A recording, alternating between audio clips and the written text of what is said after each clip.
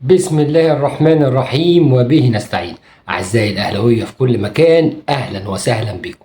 فيديو النهاردة بعنوان الطريق إلى الدستة، الطريق للبطولة رقم 12 للنادي الأهلي على مستوى بطولات أندية أبطال أفريقيا.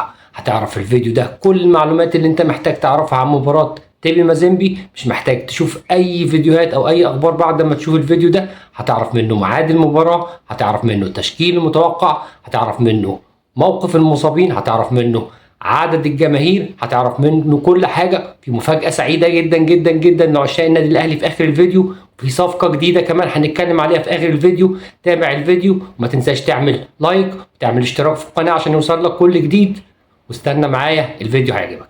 نبدا الفيديو بتاع النهارده بميعاد المباراه. المباراه هتتلعب ان شاء الله يوم 26/4 يوم الجمعه القادم على استاد القاهره بحضور 50,000 مشجع اهلاوي الساعه 10 مساء. تمنياتنا مع الحضور الجماهيري دوت يكون دافع للاعيبه النادي الاهلي، والاهلي يقدر يحقق الفوز باذن الله على تيبي مازيمبي ويقترب خطوه نحو تحقيق اللقب الثاني عشر.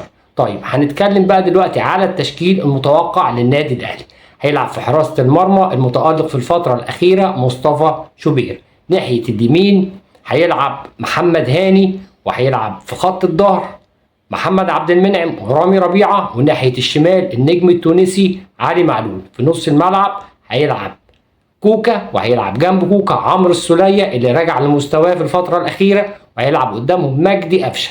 هيلعب في الهجوم الثلاثي الهجومي الامامي، هيلعب على اليمين النجم الجنوب افريقي بيرسي تاو، وهيلعب ناحيه الشمال رضا سليم المتالق، وهيلعب قدام وسام ابو علي اللي كان الماتش اللي فات متالق جدا جدا، اللي خلى مدرب فريق مازيمبي في المؤتمر الصحفي بعد المباراه يقول ان هو اكتر لاعب تعب فريقه بكثره تحركاته، وتحركاته كانت صعبه جدا وكان بيتحرك كتير وبيتحرك بشكل ايجابي، وقال ان هو يعني من اللعيبه اللي تعبته جدا جدا جدا جدا.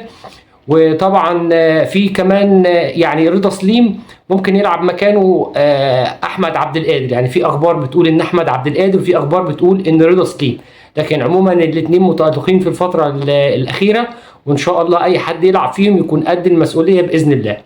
نيجي بعد كده للمصابين، موقف المصابين، وهي اخبار سعيده جدا جدا للنادي الاهلي. يعني على مستوى حراسه المرمى عودا حميدا للنجم محمد الشناوي بعد غياب طبعا. كان عنده اصابه كبيره جدا، لكن الحمد لله رجع وانهى برنامجه التاهيلي وبدا يشارك مع الحراس، واصبحت مساله وقت قليل جدا ويقدر يشارك في المباراه، وده اللي خلى مارسيل كولر سعيد جدا جدا جدا. وتقريبا ابلغ اداره الاهلي بتوجيه الشكر للزنفولي على الفتره اللي اداها مع النادي الاهلي، لان مارسيل كولر الحقيقه مش مقتنع بيه، خصوصا بعد ما لعب في بطوله الجمهوريه مع الناشئين وسكنت شباكه 4 أهداف. فتقريبا الزنفولي كده في اخر الموسم يعني باذن الله مش هيبقى موجود في النادي الاهلي.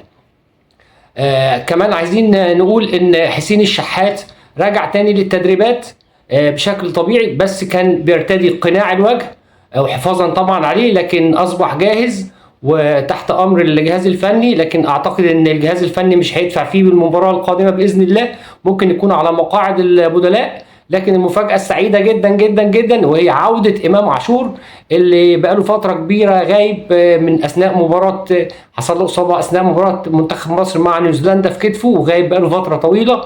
هو الحقيقه فاجئ الجميع النهارده في التدريبات بمستواه الكبير جدا، كان بيلعب كانه يعني بيتدرب وكانه مش راجع من الاصابه ولا حاجه.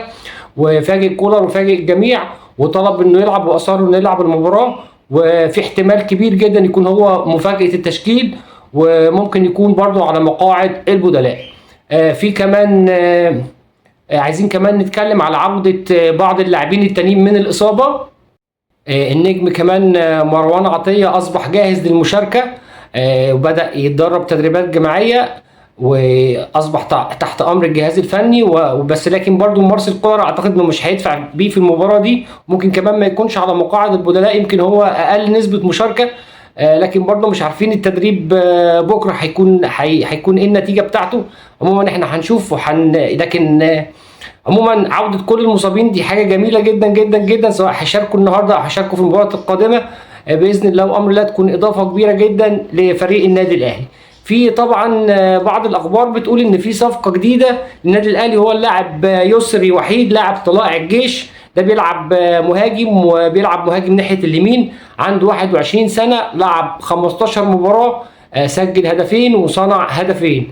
انا شايف ان في اخبار كتير وتقارير صحفيه بتتكلم على الموضوع، بس انا شايف ان الخبر ده صعب جدا انه يتحقق، لان انا شايف ان هو يعني مستواه بالنسبه للاحصائيات بتاعته زي اي لاعب بيلعب في النادي الاهلي. اي ناشئ من ناشئين النادي الاهلي لو طلع لعب 15 مباراه اكيد هجيب جونين وثلاثه واربعه. يعني اي ناشئ كده من ناشئين النادي الاهلي ولعبه 15 مباراه في الدوري اكيد هجيب جون او اثنين او ثلاثه. لكن المهاجم اللي تقريبا الاهلي بيتفاوض معاه وانا شايف ان هو اقرب، اللي هو مصطفى زيكو بتاع زد. ده من هدافين الدوري وحاجه قويه جدا جدا جدا، بيعرف يجيب جون من اي حته في الملعب. والاهلي كان سبق قبل كده تفاوض معاه لما كان موجود في حرس الحدود، لكن زد خطفه، لان كان المقابل المادي كبير والاهلي حب يتقل شويه عشان يقلل المقابل المادي، لكن زد خطفه.